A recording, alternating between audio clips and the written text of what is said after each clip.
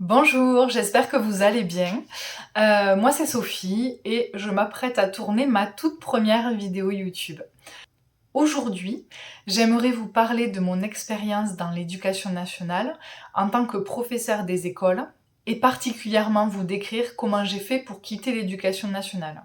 Avant de vous parler de mon départ, je vais commencer par vous décrire mon parcours dans l'éducation nationale. Je suis devenue enseignante en 2018 à l'âge de 30 ans. J'avais 30 ans, il s'agit donc d'une reconversion. J'avais déjà une première expérience professionnelle dans le monde de la finance et pour moi, la reconversion en tant que professeur des écoles, ça correspondait à un virage professionnel à 360 avec l'objectif de donner du sens à mon quotidien.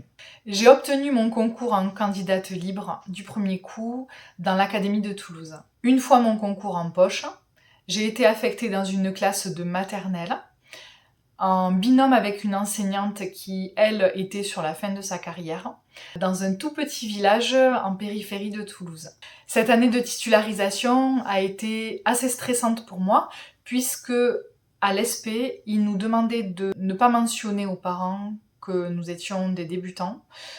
Et donc ce mensonge par omission a entraîné chez moi un gros syndrome de l'imposteur, sachant que les parents me faisaient énormément confiance alors que moi je ne m'étais jamais occupée d'enfants auparavant.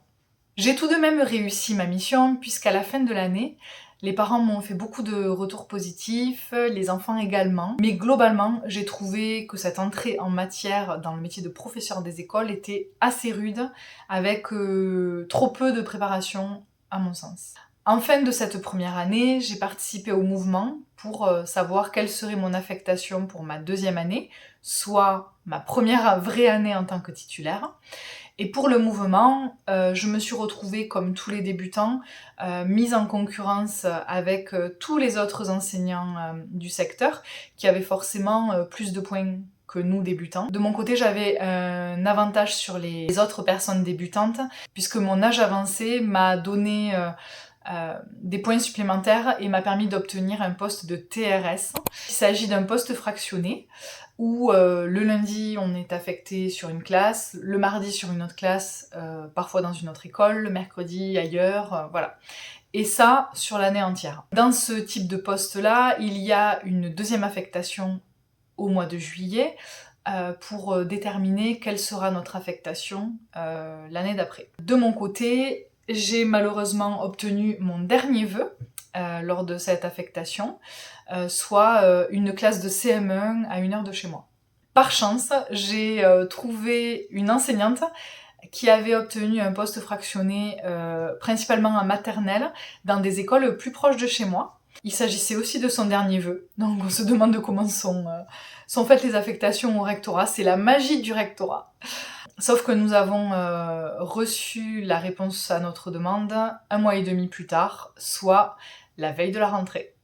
Donc bien sûr, c'était accepté, mais du coup, toute ma préparation du CM1 que j'avais faite pendant les vacances d'été n'avait servi à rien. Et me voilà à devoir improviser une rentrée en maternelle pour le lendemain.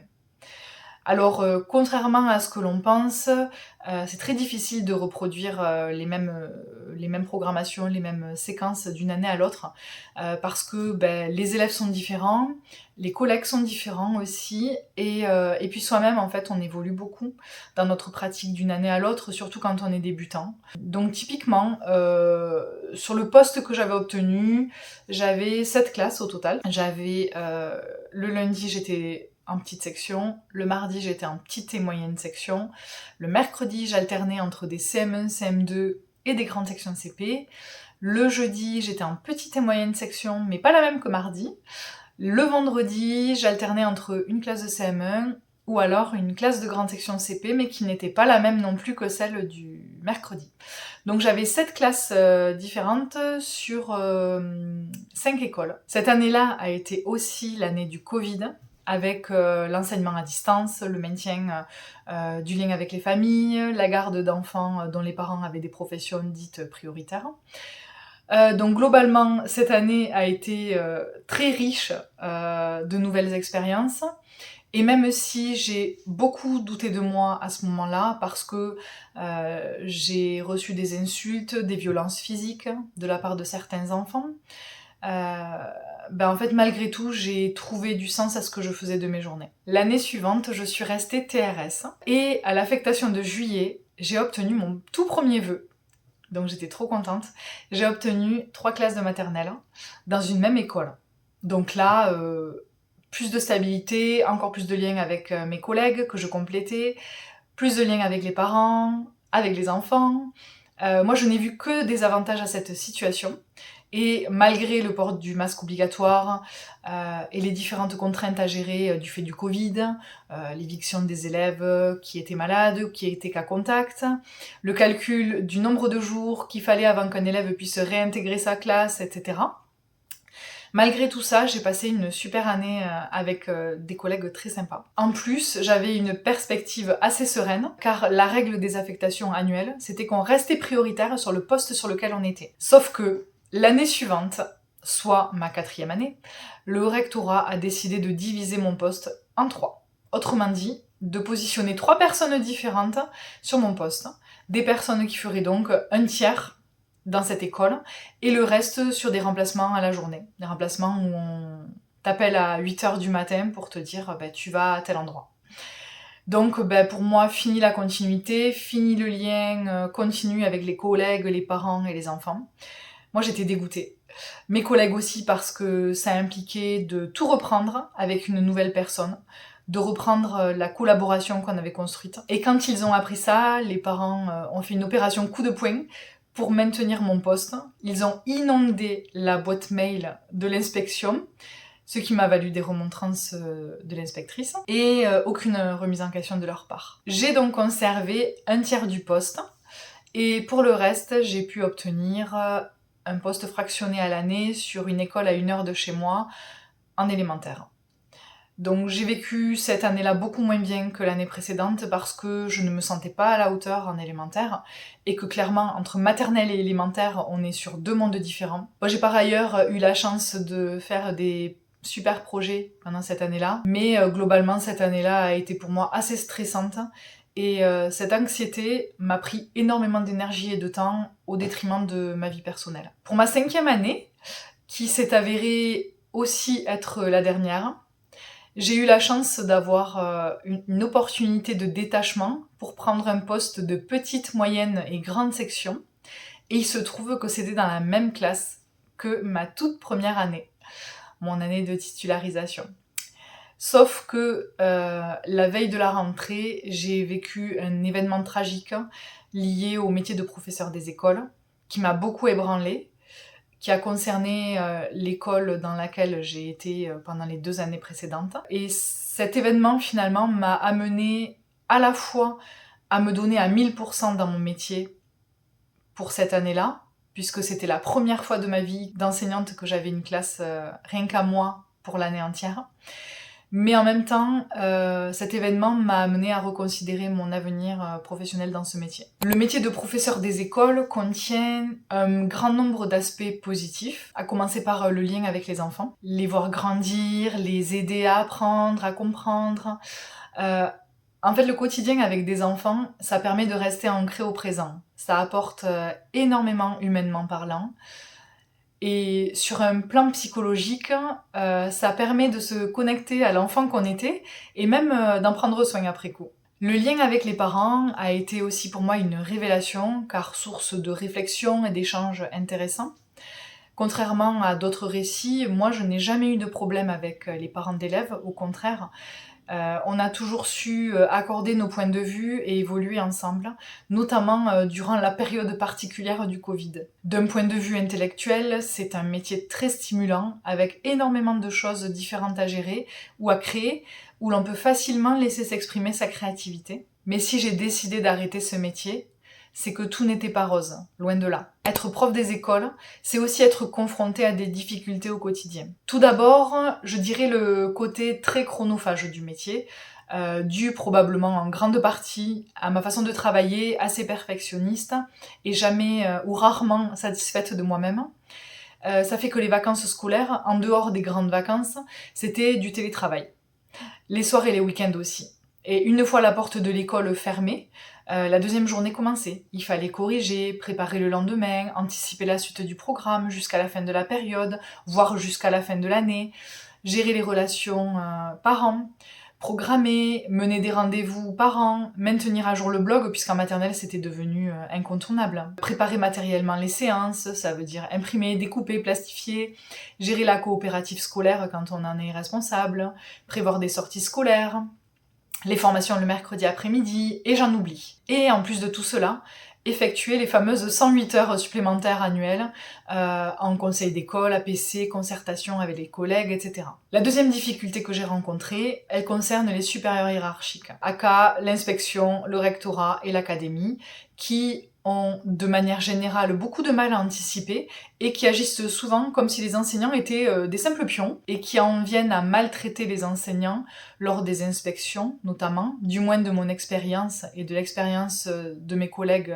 proches, qui imposent des contraintes pas forcément en adéquation avec les besoins et les rythmes des enfants, le programme, etc. Je rentre pas dans les détails. Il y avait aussi le manque de moyens mis à la disposition des enfants, et notamment de ceux qui ont des besoins particuliers, avec des délais énormes pour obtenir des prises en charge, et des AESH qui, malgré leur investissement et leur volonté, ont des conditions de travail difficiles pour un salaire et une considération dérisoires. Et enfin, je mentionne aussi le salaire, puisque pour un niveau master, le métier de professeur des écoles se place parmi les moins bien payés, à niveau d'études équivalent, mais encore plus lorsqu'on le ramène au nombre d'heures effectuées, et du moins dans mon cas. En résumé, le métier de professeur des écoles, c'est un métier pour lequel j'avais énormément de volonté de bien faire.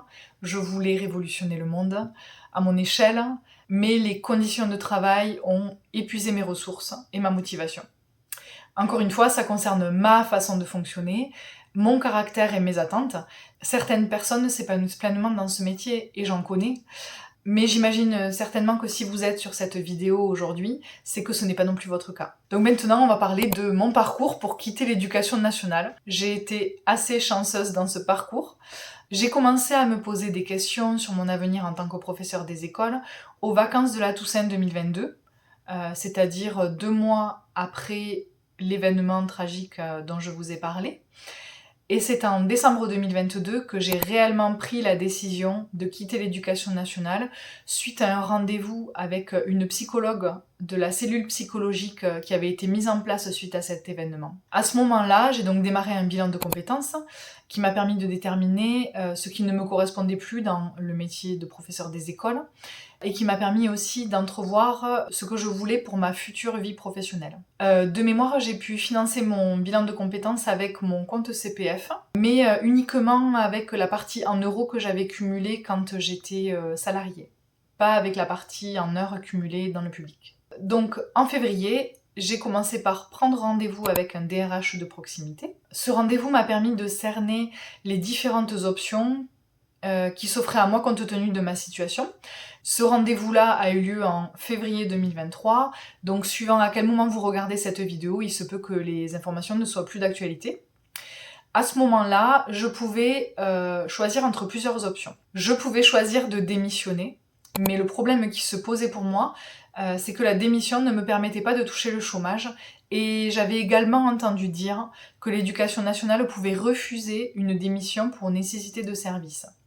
Donc j'ai pas creusé cette piste. Ensuite, je pouvais aussi demander une disponibilité pour convenance personnelle, mais d'une part, ce n'était pas toujours accepté, et d'autre part, c'était forcément pour une durée limitée, donc ça correspondait pas au projet de reconversion que j'avais en tête. Il y avait aussi la possibilité de trouver un poste sur d'autres fonctions que la fonction publique d'État, comme la fonction publique territoriale ou la fonction publique hospitalière, mais là encore, c'était pour une durée déterminée. Il y avait aussi l'option du congé formation, de 1 à 3 ans, mais il faut savoir que quand on bénéficie d'un congé formation, il faut ensuite exercer dans le public un certain nombre d'années imposées en fonction du nombre d'années de formation. Alors que moi, j'avais pour objectif de quitter la fonction publique. Donc pour moi, il ne restait qu'une dernière option, c'est celle que j'ai choisie, la rupture conventionnelle. Le DRH m'avait expliqué que pour y prétendre, il était préférable de ne pas avoir beaucoup d'ancienneté, parce que moins l'indemnité de rupture conventionnelle est élevée, et plus le dossier a de chances d'être accepté.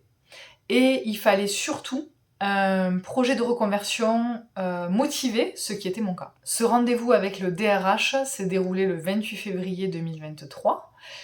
Et 9 jours après, soit le 9 mars, j'envoyais par courrier ma demande de rupture conventionnelle au DAZEN de la DSDEN. 14 jours plus tard, soit le 23 mars, je recevais un mail de la DPE qui me convoquait à l'entretien de rupture conventionnelle le 11 avril, soit 18 jours plus tard. L'entretien s'est fait en présentiel au rectorat. De mémoire, il a dû durer entre 30 et 45 minutes, je dirais, pendant lesquelles j'ai dû motiver ma demande en développant mon projet de reconversion. Et finalement, j'ai obtenu le courrier d'acceptation de ma rupture conventionnelle le 6 juillet, soit presque 3 mois plus tard. Et je suis allée signer ma rupture conventionnelle une semaine après, pour une date de fin de contrat au 31 août. Voilà pour mon parcours. Pour ceux qui envisagent un parcours de départ de l'éducation nationale, voici quelques conseils que je peux vous donner. Tout d'abord, bien préparer l'après-éducation nationale. Ça vous permettra de choisir la meilleure option pour vous et surtout, ça vous aidera à motiver votre rupture conventionnelle, le cas échéant. Ensuite, se rapprocher le plus rapidement possible du DRH de proximité de votre circonscription, car lui, il connaît les évolutions des différentes options et il saura vous préciser votre éligibilité. Et enfin, recueillir le maximum de témoignages possibles autour de vous. C'est d'ailleurs pour cela que j'ai fait cette vidéo, pour porter ma pierre à l'édifice. Voilà, je terminerai cette vidéo en vous disant que admettre qu'un métier ou qu'une situation professionnelle ne nous correspond plus, ce n'est pas un échec. C'est une manière de prendre soin de soi, de s'écouter, et c'est aussi et surtout l'opportunité de s'ouvrir de nouvelles portes. Pour les personnes qui sont actuellement en train de douter de leur avenir dans la profession, qui vont travailler tous les matins avec l'angoisse, la boule au ventre, ou même ceux qui sont actuellement en burn-out, courage à vous. Et sachez que ce métier n'est pas une fin en soi, il y a plein d'autres métiers que le métier de professeur des écoles où l'on peut être utile à des enfants. Aujourd'hui, je garde un très bon souvenir de mon passage dans l'éducation nationale. Je n'ai gardé que le positif et aujourd'hui, je suis fière d'être passée par là parce que ça fait aussi la personne que je suis. Dans quelques mois, ça fera 2 ans que j'ai quitté l'éducation nationale et je peux vous dire que pas un seul jour je n'ai regretté mon choix parce que les bons côtés du métier n'ont jamais dépassé ceux qui m'ont amené à partir. Cette vidéo est terminée. N'oubliez pas de liker cette vidéo et de la partager si vous pensez qu'elle peut être utile à d'autres personnes. Et pensez à vous abonner si vous souhaitez être informé de mes futures publications. À bientôt!